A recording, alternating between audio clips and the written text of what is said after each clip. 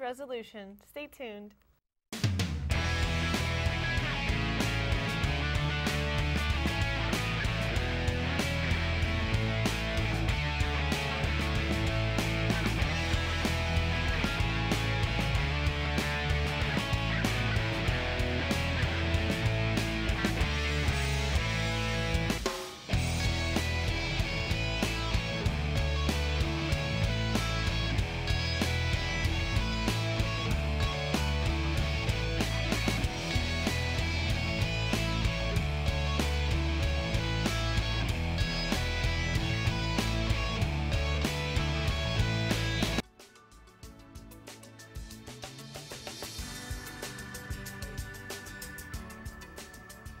Welcome to SUTV News. I'm Caitlin Jackson. And I'm Nick Minear. SUSA has packed the week with activities for Identity Week. I went out to see what was going on and what we can expect for the rest of the week. Identity Week is back with several events for students to participate in. On Monday and Tuesday, they set up a photo booth and chalkboards for everyone to come and tell campus who they were. What are you? I'm a lot of things. I am a student, I'm a member of the student government, I'm the president of my fraternity, I'm gay, I'm from Las Vegas, Nevada, I'm an Eagle Scout, I'm lots of different things. And how is Identity Week important to you? Identity Week is cool because every time we have Identity Week, we have a theme that deals with people breaking out of their stereotypes and kind of going outside of the box. And with this week, it's really cool having Dr. Seuss's quote be the theme and talking about standing out, because everyone has something special and unique about them that they can stand out above everyone else and showcase exactly who they are, because no one really fits in a box. Everyone can express who they are freely, and no one has to feel limited if they don't let themselves be limited. What about this week are you most excited for? I'm really excited for the fashion show. I'm excited to meet Will Jardell from America's Next Top Model. And I just think it's going to be a lot of fun to see the different ways that everyone on campus decides that they want to represent themselves on the runway with. I am a hula hoop dancer, and for SUTV News, I'm Caitlin Jackson. With Identity Week well underway, we check in on a new sorority that celebrates diversity. The name is Ladies of Diversity, and their values along with diversity is loyalty. They are leaning their philanthropy toward cancer research and will be up and running hopefully by next semester. The girls creating the sorority are hard at work completing their university requirements. Brianna Davis, historian and philanthropy chair, sat down with us to share what the women are doing to become a new Greek organization on campus. The kind of steps we're taking, there's a little bit of a process to it. There's kind of like an application, just being a part of the group, doing your community service. We have a certain amount of hours and everything for that, but just as far as, certain events like philanthropy events and community service events that we all have to participate in if we want to become an interest group and stay an interest group. Bread and Soup Night is a monthly tradition. Since it's Identity Week, our reporter, Casey Velarde, attended the event to see what has changed.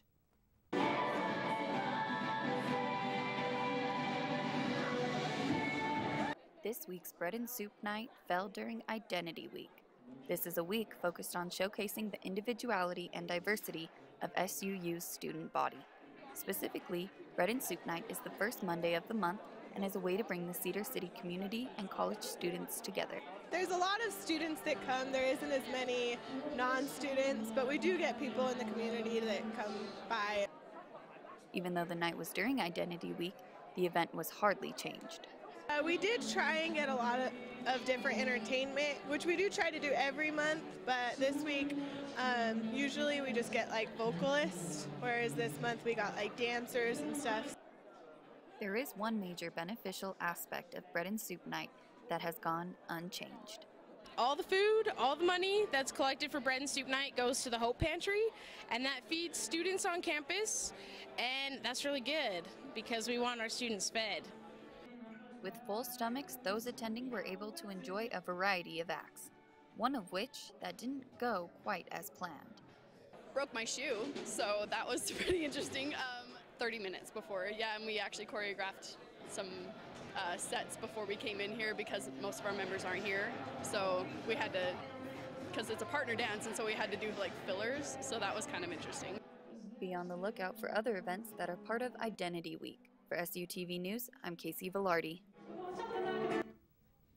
Need to burn off the calories gained from bread and soup night? Well, there's a way to do it without leaving campus. Our reporter, Jelani Williams, will tell you how. Located in the J.L. Sorensen Physical Education Building, the fitness center allows SUU students an opportunity to improve their overall health. The two-story facility has free weights, flat benches, incline benches, squat racks, among other machines to help improve strength. How long have I been working out here? Since I came here, freshman year. It's an easy credit, so you have an extra credit to go with school. And it's not as much as Golds. Like, Golds is a little bit better than this, but it's still like free, still awesome. If strength training isn't in your goals or plans, that's okay. You can hop on one of the bikes downstairs or head upstairs with the many ellipticals and treadmills for those of you that enjoy your cardio. Whether you have little experience in the gym at all, or you've been in the gym your whole life, the fitness center is the perfect place for you. Just the feeling of working out, I've been growing up with it. I've been playing sports in high school. The center's hours of operations are from Monday through Friday from 6 a.m. to 10:30 p.m. and Saturday from 10 to 3. This is Jelani Williams reporting live from SUTV. It's time for me to get to my workout. Back to you in the studio. Coming up on SUTV, we recap one of the most questioned plays in Super Bowl history. And an SUU professor is studying procrastination. Don't go away, we'll be right back.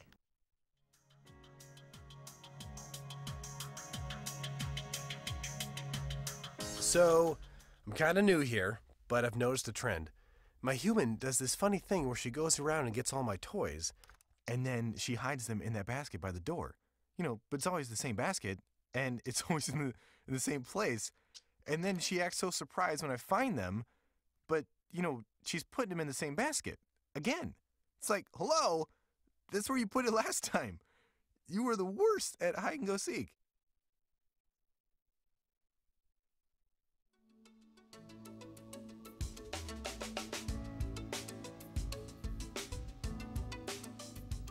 One of the biggest storylines from the Super Bowl was the Seattle decision to throw the ball from the 1-yard line as opposed to running it with star running back Marshawn Lynch. Our reporter Bryson Lester took a camera around campus to see what students thought of the play call. Well, I don't really watch football. Not a football guy, but even I know you don't throw the ball at the 1-yard line. Like, I don't know what they were thinking. I didn't watch the Super Bowl. But when I got on Facebook and Twitter, all I saw was, why would you ever pass when you have Marshawn Lynch as a running back? So that's what I thought about. I just knew that it was probably a dumb call. Yeah, I was mad.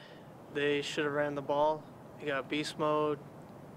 You got to run the ball in that situation. You don't throw at the 1. Who throws at the 1? You only throw at the 1 if you have Peyton Manning. Well, in my opinion, it is what it is, and like you said, the better team won, and it was a great game, and it was a great play, even if it wasn't what people wanted. I don't know, they should have run it instead of throwing it. They had, 12 seconds on the clock still, and a timeout, so they were really stupid to throw it like that. So I think it was a terrible play by Seattle. They should have just spiked the ball if they were worried about time or used the last time out. However, it was a great play by Butler to seal the deal, give Tom Brady his 4th ring. Considering he wasn't even supposed to be in that play and made a huge deal for him. It was a good play for one team and a bad play for the others. For me, it was like they were first and goal. They had about not even a yard, I think, left of a goal. I mean, they had at least 2 chances to run and then make a pass or, try to make a pass. But I think they should have just ran the ball. Even the quarterback. He was strong enough that he could have just ran the ball and was like, bam, I'm gone. Watching football has been a tradition in America since the early 1900s, but can lead to procrastination in college students. Dr. Bradley Gregory of the SUU Psychology Department is researching procrastination from an academic perspective. Gregory seeks to learn why students choose to procrastinate when they know doing so will lead to trouble. After teaching for 9 years and seeing this behavior, he had become interested in studying the motives behind it. Though he hardly procrastinates himself, Gregory admits that when he cuts it close and is rushed, he may get a little cranky. Nobody likes procrastinating, but most students still do it, despite the fact they don't plan on doing it. They don't set out to do it. They don't anticipate they're going to do it. They know that they don't want to do it, but they still do it. And so despite what beliefs students have that indicate this is not a healthy behavior, they still do it. So it's a very paradoxical behavior. They need to become better time managers, and in global terms, not just relating to time, but learning how to be better at self-regulating their behaviors. Because what we know about procrastination is that it is a fundamental flaw or an inability to self-regulate. It just piqued my interest. Why did they do it although they know they shouldn't do it? And just trying to figure out that educational behavior is really what drove me to study procrastination. Gregory's advice to students is that if something is due tomorrow, it doesn't mean do it tomorrow. Set small goals, start early, and set deadlines before an assignment is actually due. One thing you don't want to procrastinate is doing your taxes. If you have, we have good news for you. If you are like the many students stressing over taxes, SU has a program that provides free tax help. The program is called Volunteer Income Tax Assistance, also known as Vita, where IRS certified volunteers offer to help those who generally make less than $53,000 a year. Those interested in this service are required to bring a photo ID, an original copy of your Social Security card, and a wage or earning statement. Married couples that are filing a joint tax return must have both spouses present to sign the required forms. One volunteer says her experience with this program has been nothing but positive. This is my first year as a site coordinator, but I have volunteered for 3 previous years. Absolutely, Vita is a really great program for the students to learn hands-on as well as giving back to the community. Vita is available Monday through Thursday, 5:30 p.m. to 8:30 p.m. For more information, visit suu.edu/business/Vita or check out their Facebook page at SUU Vita. Taxes are strangely my most favorite time of the early beginning of the year, just because I know in a couple weeks I'll be getting money. Yeah, it'll be great. I need to actually file mine still with my wife, so it's our first time together, so it'll be a little bit different, but we need to get that done. Vita. Yeah, definitely. Go check them out. And it's so beautiful outside. It especially is for February. We will have more news in a moment, but let's take a sneak peek at the weather.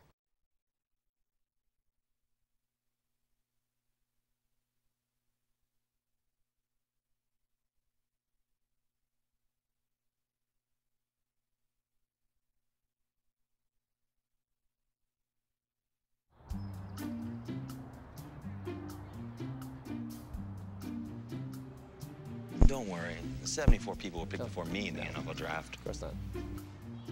To fight childhood obesity, United Way and the NFL are helping kids play at least 60 minutes a day. Okay, time for the team obstacle course. Yay! What this place needs is more healthy kids. To get involved or donate, go to unitedway.org/play60. Now I get it.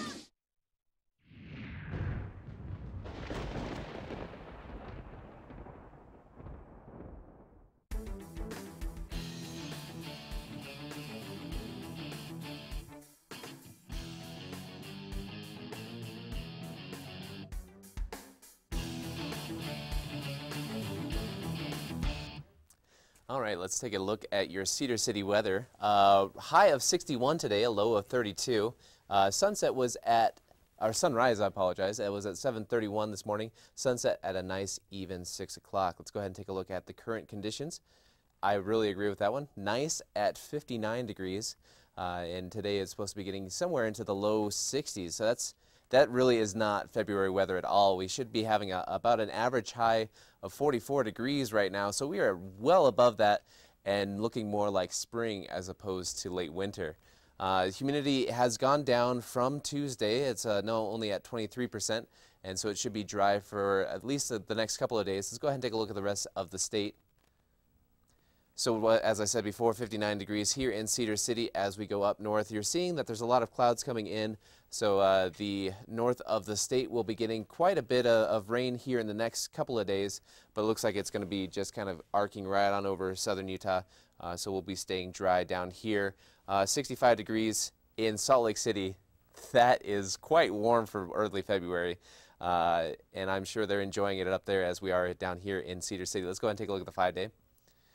So as I said, we're going to be pretty much dry for Thursday and Friday, just kind of overcast. But then Saturday is when we should be getting a chance of rain coming in. Still a really nice at a high of 59, so it's going to be beautiful weather even if we do get a little bit of rain.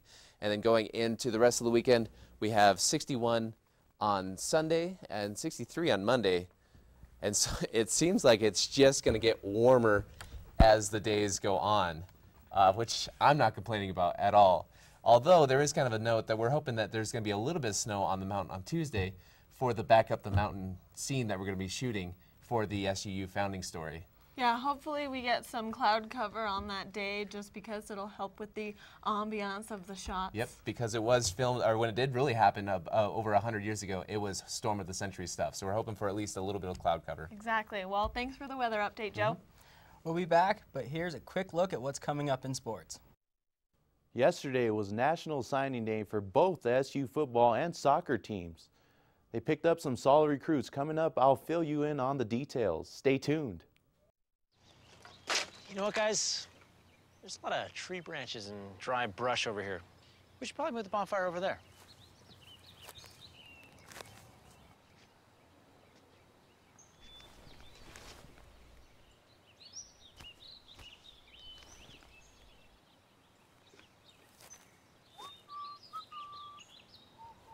I'm guessing Smokey liked that idea.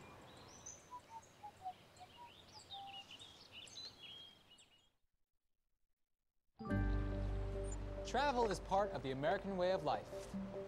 When we're on vacation, we keep an eye out for anything that looks out of place. Miss your bag. When we travel from city to city, we pay attention to our surroundings. Everyone plays a role in keeping our community safe. Whether you're traveling for business or pleasure, be aware of your surroundings. If you see something suspicious, say something to local authorities.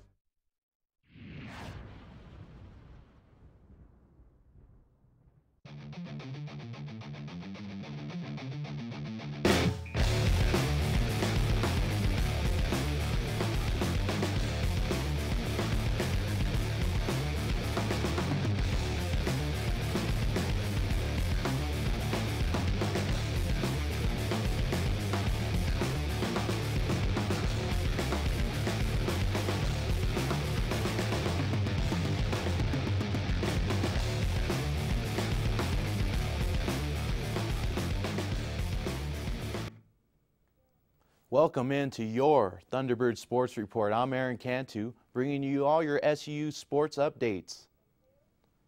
The SU men's basketball team will continue its home stretch tonight by hosting North Dakota, followed by a matchup against Northern Colorado on Saturday.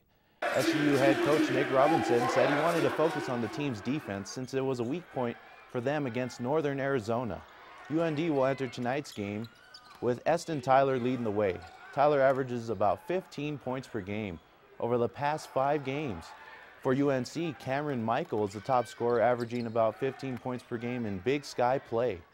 SU will be in action tonight against UND at 7 p.m., while the game against UNC will be on Saturday at 7 p.m. as well. Both games can be heard on KSUB 590 AM.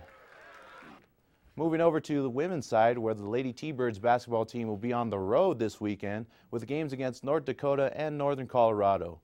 North Dakota is the defending Big Sky champions and boast a potent offense. UND is averaging 74 points per game, which is the second highest in the Big Sky. Forward Mia Lloyd leads the team with about 16 points per game and 10 rebounds. Northern Colorado also features a strong post player in center Stephanie Lee, who is scoring almost 17 points per game. Deshara Strange will also look to make an impact, as she is averaging about 16 per game. Tip-off between SU and UND is set for 6 p.m. tonight in Grand Forks, North Dakota. SU will then square off against UNC in Greeley, Colorado, Saturday at 2 p.m. Updates for both games can be found on Twitter at SUnews_sports. The Flippin' Birds were in action Monday, hosting the Ball State Cardinals. Our reporter Jamie Weissong has more. The Thunderbirds were riddled with errors on the balance beam, scoring a season low, but still managed to come out victorious on Monday night against Ball State. Junior Natalie Trejo suffered a fall on her tumbling series as the first gymnast to compete on the balance beam. The following 4 athletes managed to stay on the beam despite some major balance checks. Senior Rochelle Bernier was the final competitor and finished the beam team the same way it started, with a fall on her tumbling series, forcing the Thunderbirds to count a fall. Floor exercise picked up the slack with senior Brittany Jensen scoring a season-high 9.825 along with sophomore Stacy Webb. Uneven bars was again the highlight of the night with senior Jamie Armijo tying her career best 9.9 and redshirt freshman Kirsten Yee following with a high-flying 9.85 despite a large error on her dismount landing. Senior Jamie Armijo stated the consistency of the bar team comes from hard work and practice. I think that we're doing what we're doing in practice. We look awesome in practice. We're just doing our simple routines, putting it together, and we're finding those landings. And I think that now we have a solid bar lineup with Kirsty in it, and so that everyone's just getting more confident with it, and so we just know what to do. Senior Anna Jaworski, who has the second highest average on floor exercise this season, says the team can improve on the event.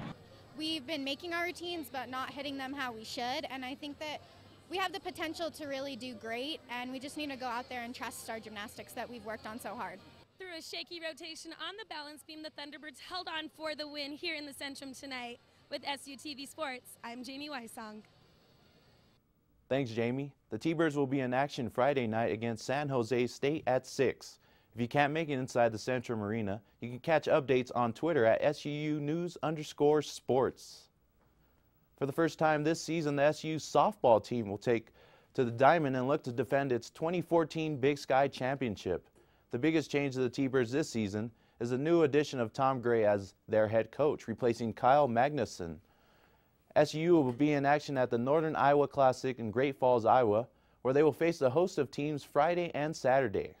The T-Birds will kick off the tournament against Wisconsin Green Bay Friday at 11 a.m. and will play Northern Iowa later that day before playing Drake and Iowa on Saturday. Yesterday was National Signing Day, and a host of student athletes signed letters of intent with SU for both football and soccer teams. Head coach Ed Lamb introduced 30 athletes that signed with SU, with 16 of those being linemen. The T-Birds hit the local athletes hard, picking up receiver Bridger Cowden out of Desert Hills High School and defensive lineman Raymond Fiammo and receiver Bladen Hausner, both from Pine View High School. For the soccer team, head coach Becky Hogan announced the signing of 10 new athletes, with 5 of those athletes coming from the state of Utah, including forward Paige Robbins out of Salem Hills High School and Kenzie Bell out of Davis High School. Hogan says she's excited for all the new recruits to come in and make an impact on the team this fall. For a full list of the signings for both the football and soccer teams, head over to SUnews.com for the complete list. And finally, the Orlando Magic have fired head coach Jacques Vaughn, who has been the head coach for Orlando for the past 2.5 years. Currently, the Magic have a 15-37 record and have lost their last 10 games. No word on who will replace Vaughn, so we'll see what happens with that. That's all I have for you today. Be sure to tune in next Thursday, and I'll bring you more on the Thunderbird Sports Report. So it's really cool to see that the softball team is going to be starting up again. I didn't know that they were the champions last year. Yeah, they quietly snuck in and did really well because not a lot of students actually go and watch them or notice when they're away. Yeah, so which is kind of a shame because if we have really good, a really good softball team, we need to support them. Definitely. And so I know I need to step up, and so I'm going to definitely support our softball team. Me as well. But thanks for the update, Aaron. Coming up at SUU, students are saving lives. Stay tuned. What happened to Caitlin? TV show White Collar. Did you know that it wasn't until 1972 that the first female earned an FBI Special Agent badge? Now women are helping solve crimes around the world in faraway places like Sarajevo, New Delhi, Lagos, and Tbilisi. To all our women fighting crime at home and overseas, thank you for keeping us safe. Happy anniversary.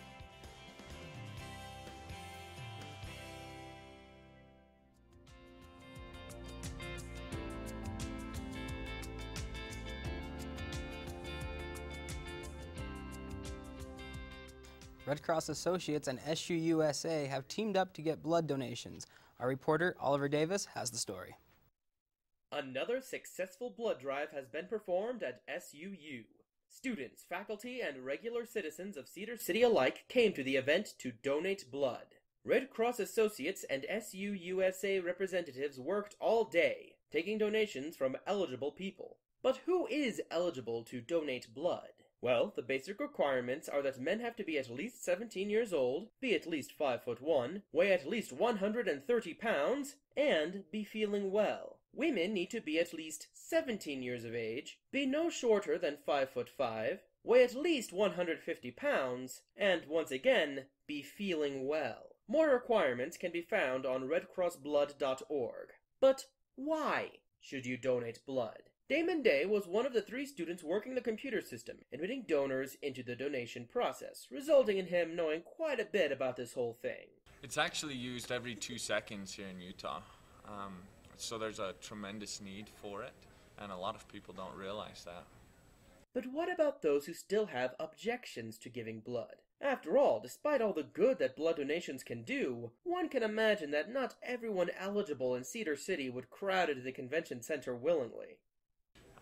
If you're afraid of needles, that's a legitimate cause, but they treat you really well. It's not very painful, and you don't have to look. If it's due to time, we come for most of the day, and typically people can find half hour to an hour in their day. And so really it comes down to you having an interest and a desire and being educated as to why you should donate blood, and maybe some concerns that you have that can actually be addressed. If you're willing to help save a life, check out redcrossblood.org to make sure you're okay to give blood, and keep an eye out for the next blood drive at SUU. For SUTV News, I'm Oliver Davis. While students may be saving lives, the snow is saving jobs. Even though it's been sunny down here in Cedar City, Brian Head is certainly very grateful for the snowfall they got this past weekend.